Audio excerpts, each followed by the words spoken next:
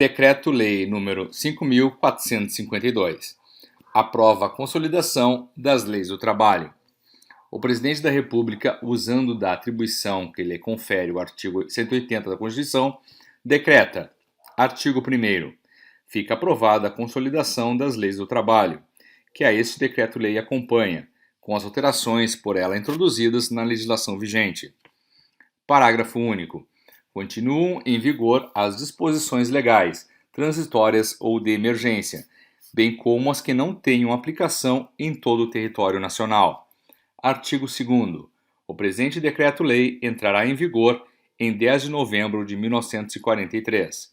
Rio de Janeiro, 1º de maio de 1943, 122 da Independência, 55 da República. Consolidação das leis do trabalho. Título 1. Introdução.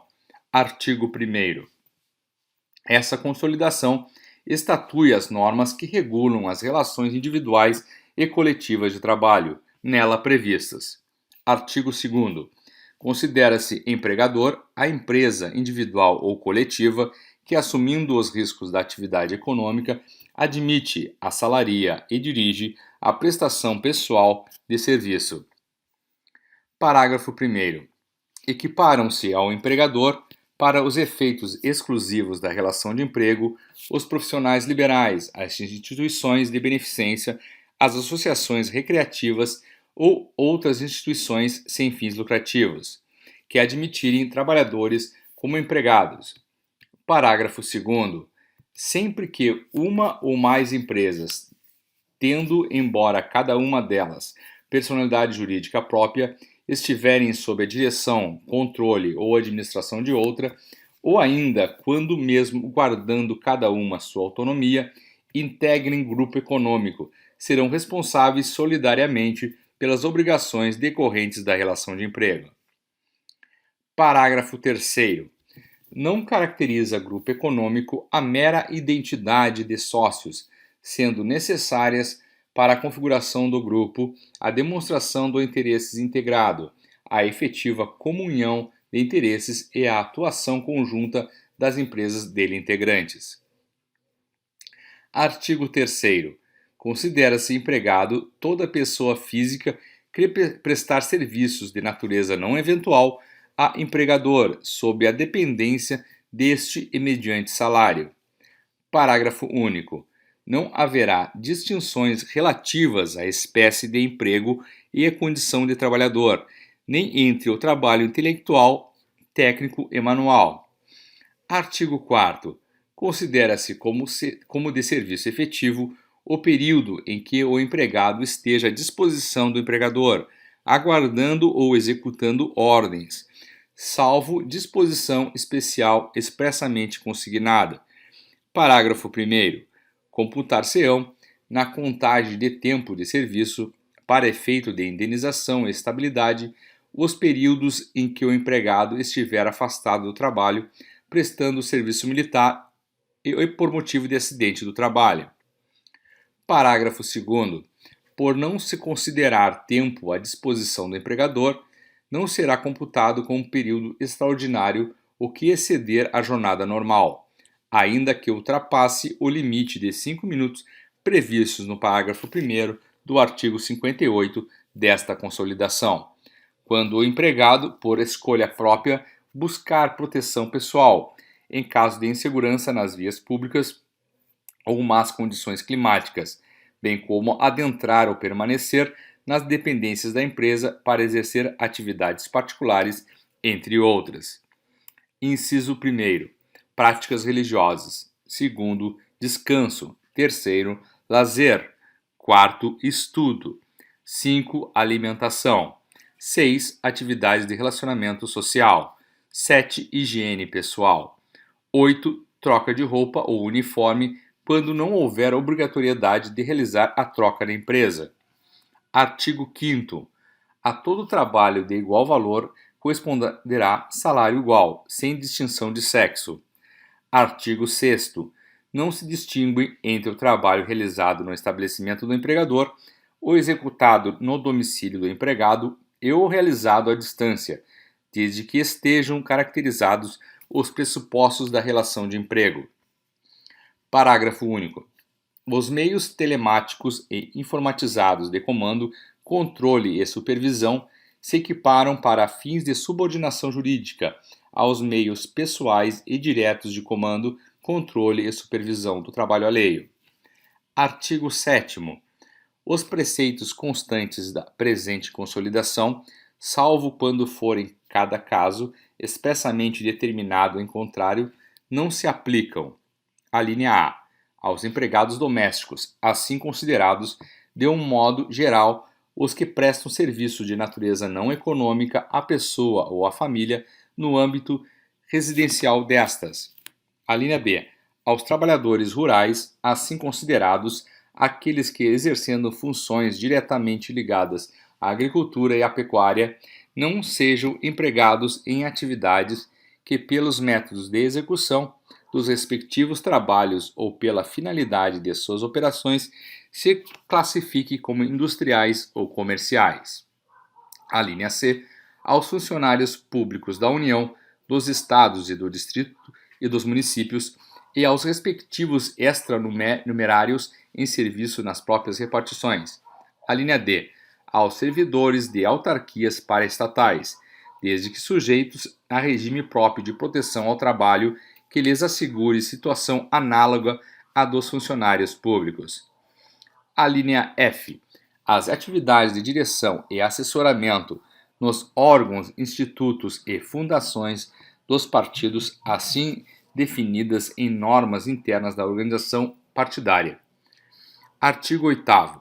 As autoridades administrativas e a Justiça do Trabalho, na falta de disposições legais ou contratuais, decidirão conforme o caso, pela jurisprudência, por analogia, por equidade e outros princípios e normas gerais de direito, principalmente do direito do trabalho, e ainda de acordo com os usos e costumes, o direito comparado, mas sempre de maneira que nenhum interesse de classe ou particular prevaleça sobre o interesse público. Parágrafo 1º. O direito comum será fonte subsidiária do direito do trabalho. Parágrafo 2º. Súmulas e outros enunciados de jurisprudência editados pelo Tribunal Superior do Trabalho e pelos Tribunais Regionais do Trabalho não poderão restringir direitos legalmente previstos nem criar obrigações que não estejam previstas em lei. Parágrafo 3º. No exame de convenção coletiva ou acordo coletivo de trabalho, a Justiça do Trabalho analisará exclusivamente a conformidade dos elementos essenciais do negócio jurídico, respeitado o disposto no artigo 104 da Lei nº 10.406, Código Civil, e balizará sua atuação pelo princípio da intervenção mínima na autonomia da vontade coletiva. Artigo 9. Serão nulos de pleno direito os atos praticados com o objetivo de desvirtuar, impedir ou fraudar a aplicação dos preceitos contidos na presente consolidação. Artigo 10. Qualquer alteração na estrutura jurídica da empresa não afetará os direitos adquiridos por seus empregados. Artigo 10-A. O sócio retirante responde subsidiariamente pelas obrigações trabalhistas da sociedade relativas ao período em que figurou como sócio, somente em ações ajuizadas até 2 anos depois de averbada a modificação do contrato, observada a seguinte ordem de preferência. Inciso 1. A empresa devedora. 2. Os sócios atuais. 3. Os sócios retirantes. Parágrafo único. O sócio retirante responderá solidariamente com os demais quando ficar comprovada fraude na alteração societária decorrente da modificação do contrato. Artigo 11. A pretensão quanto a créditos resultantes das relações de trabalho prescreve em 5 anos para os trabalhadores urbanos e rurais até o limite de 2 anos após a extinção do contrato de trabalho. Parágrafo 1º. O disposto neste artigo não se aplica às ações que tenham por objeto anotações para fins de prova junto à Previdência Social. Parágrafo 2º. Tratando-se de pretensão que envolva pedido de prestações sucessivas decorrente de alteração ou descumprimento do pactuado, a prescrição é total, exceto quando o direito à parcela esteja também assegurado por preceito de lei. Parágrafo 3º. A interrupção da prescrição somente ocorrerá pelo ajuizamento da reclamação trabalhista, mesmo que em juízo incompetente, ainda que venha a ser extinta sem resolução do mérito, produzindo efeitos apenas em relação aos pedidos idênticos. Artigo 11-A. Ocorre a prescrição intercorrente no processo do trabalho no prazo de 2 anos. Parágrafo 1º. A influência do prazo prescricional intercorrente inicia-se quando o exequente deixa de cumprir determinação judicial no curso da execução. Parágrafo 2º. A declaração da prescrição intercorrente pode ser requerida ou declarada de ofício, em qualquer grau de jurisdição. Artigo 12. Os preceitos concernentes ao regime de seguro social são objeto de lei especial. Título 2 das Normas Gerais de Tutela do Trabalho, Capítulo 1 da Identificação Profissional, Seção 1 da Carteira de Trabalho e Previdência Social. Artigo 13. A Carteira de Trabalho e Previdência Social é obrigatória para o exercício de qualquer emprego, inclusive de natureza rural, ainda que caráter temporário, e para o exercício por conta própria de atividade profissional remunerada. Parágrafo 1º. O disposto neste artigo aplica-se igualmente a quem: inciso 1. Proprietário rural ou não, trabalhe individualmente ou em regime de economia familiar, assim entendido o trabalho dos membros da mesma família, indispensável à própria subsistência, exercido em condições de mútua dependência e colaboração. Inciso 2. Em regime de economia familiar e sem empregado, explore área não excedente do módulo rural ou de outro limite que venha a ser fixado para cada região pelo Ministério do Trabalho e Previdência Social. Parágrafo 2º. A Carteira de Trabalho e Previdência Social, CTPS, obedecerá aos modelos que o Ministério da Economia adotar. Seção 2 da emissão da carteira. Artigo 14. A CTPS será emitida pelo Ministério da Economia, preferencialmente em meio eletrônico. Parágrafo único. Excepcionalmente, a CTPS poderá ser emitida em meio físico, desde que: inciso 1. Nas unidades descentralizadas do Ministério da Economia que forem habilitadas para emissão. Inciso 2. Mediante convênio por órgãos federais, estaduais e municipais da administração direta ou indireta. Inciso 3. Mediante convênio com serviços notariais e de registro, sem custos para a administração, garantidas as condições de segurança das informações. Artigo 15. Os procedimentos para emissão da CTPS ao interessado serão estabelecidos pelo Ministério da Economia em regulamento próprio, privilegiada a emissão em formato eletrônico. Artigo 16. A CTPS terá como identificação única do empregado o número de inscrição no cadastro de pessoas físicas. Seção 2 da entrega das carteiras de trabalho e previdência social. Seção 4 das anotações. Artigo 29. O empregador terá prazo de 5 dias úteis para anotar na CTPS em relação aos trabalhadores que admitir, a data da admissão, a remuneração e as condições especiais, se houver, facultada a adoção de sistema manual, mecânico ou eletrônico, conforme instruções a serem expedidas pelo Ministério da Economia. Parágrafo 1º. As anotações concernentes à remuneração devem especificar o salário, qualquer que seja sua forma de pagamento, seja ele em dinheiro ou em utilidades, bem como a estimativa da gorjeta. Parágrafo 2º.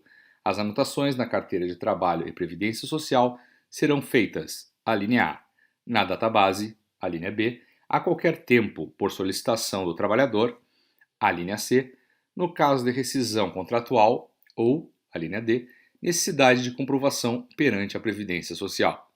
Parágrafo 3º. A falta de cumprimento pelo empregador do disposto neste artigo acarretará a lavratura do auto de infração pelo fiscal do trabalho, que deverá de ofício comunicar a falta de anotação ao órgão competente, para o fim de instaurar o processo de anotação. Parágrafo 4º. É vedado ao empregador efetuar anotações desabonadoras à conduta do empregado em sua carteira de trabalho e previdência social. Parágrafo 5º. O descumprimento do disposto no parágrafo 4º deste artigo submeterá o empregador ao pagamento de multa prevista no artigo 52 deste capítulo.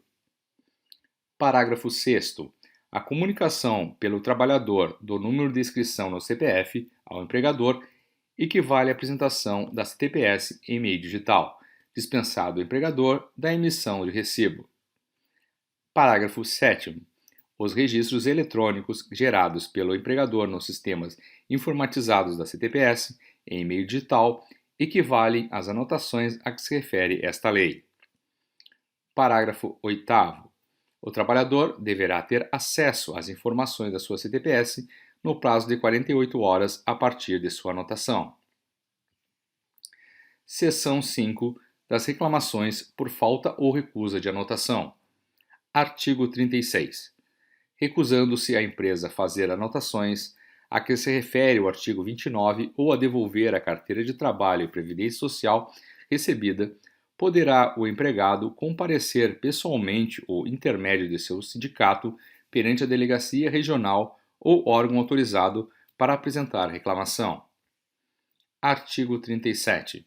No caso do artigo 36, lavrado o termo de reclamação, determinar-se-á a realização de diligência para a instrução do feito, observado, se for o caso, o disposto no parágrafo 2º do artigo 29, notificando-se posteriormente o reclamado por carta registrada, caso persista a recusa, para que em dia e hora previamente designados venham prestar esclarecimentos ou efetuar as devidas anotações na carteira de trabalho e previdência social ou sua entrega. Parágrafo único. Não comparecendo o reclamado, lavrar-se-á termo de ausência, sendo considerado revel e confesso sobre os termos da reclamação feita, devendo as anotações serem efetuadas por despacho da autoridade que tenha processado a reclamação. Artigo 38. Comparecendo o empregador e recusando-se a fazer as anotações reclamadas, será lavrado um termo de comparecimento que deverá conter, entre outras indicações, o lugar, o dia, a hora de sua lavratura, o nome e a residência do empregador, assegurando-se-lhe o prazo de 48 horas a contar do termo para apresentar defesa. Parágrafo único. Findo o prazo para a defesa, subirá o processo à autoridade administrativa de primeira instância, para que se ordenarem diligências que completem a instrução do feito, ou para julgamento, se o caso estiver suficientemente esclarecido. Artigo 39. Verificando-se as alegações feitas pelo reclamado versam sobre a não existência da relação de emprego ou sendo impossível verificar essa condição pelos meios administrativos, será o processo encaminhado à Justiça do Trabalho, ficando neste caso sobrestado o julgamento do auto de infração que houver sido lavrado. Parágrafo 1º. Se não houver acordo, a Junta de Conciliação e Julgamento, em sua sentença, ordenará que a Secretaria efetue as devidas anotações, uma vez transitada em julgado, e faça a comunicação à autoridade competente para o fim de aplicar a multa cabível. Parágrafo 2º. Igual procedimento observar-se-á no caso de processo trabalhista de qualquer natureza, quando for verificada a falta de anotações na carteira de trabalho e previdência social, devendo o juiz, nessa hipótese, mandar proceder, desde logo aquelas sobre as quais não houver controvérsia. Seção 6 do valor das anotações. Artigo 40. A CTPS, regularmente emitida e anotada, servirá de prova. Inciso 1. nos casos de dissídio na Justiça do Trabalho entre a empresa e o empregado por motivo de salário, férias ou tempo de serviço. Inciso 3. Para cálculo de indenização por acidente de trabalho ou moléstia profissional. Seção 7 dos livros de registro de empregados. Artigo 41. Em todas as atividades será obrigatório para o empregador o registro dos respectivos trabalhadores, podendo ser adotados livros, fichas ou sistema eletrônico, conforme instruções a serem expedidas pelo Ministério do Trabalho. Parágrafo único. Além da qualificação civil ou profissional de cada trabalhador, deverão ser anotados todos os dados relativos à sua admissão no emprego, duração, efetividade do trabalho, a férias, acidentes e demais circunstâncias que interessem à proteção do trabalhador. Artigo 47.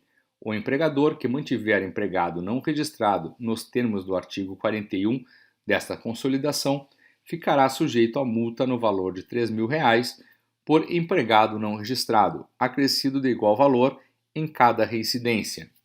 Parágrafo 1º. Especificamente, quanto à infração a que se refere o caput deste artigo, o valor final da multa aplicada será de R$ 800 por empregado não registrado, quando se tratar de microempresa ou empresa de pequeno porte. Parágrafo 2º. A infração de que trata o caput deste artigo constitui exceção ao critério da dupla vista. Artigo 47-A. Na hipótese de não serem informados os dados a que se refere o parágrafo único do artigo 41 dessa consolidação, o empregador ficará sujeito a multa de R$ 600 por empregado prejudicado. Artigo 48. As multas previstas nessa seção serão aplicadas pela autoridade de primeira instância do Distrito Federal e pelas autoridades regionais do Ministério do Trabalho, Indústria e Comércio nos estados e no território do Acre.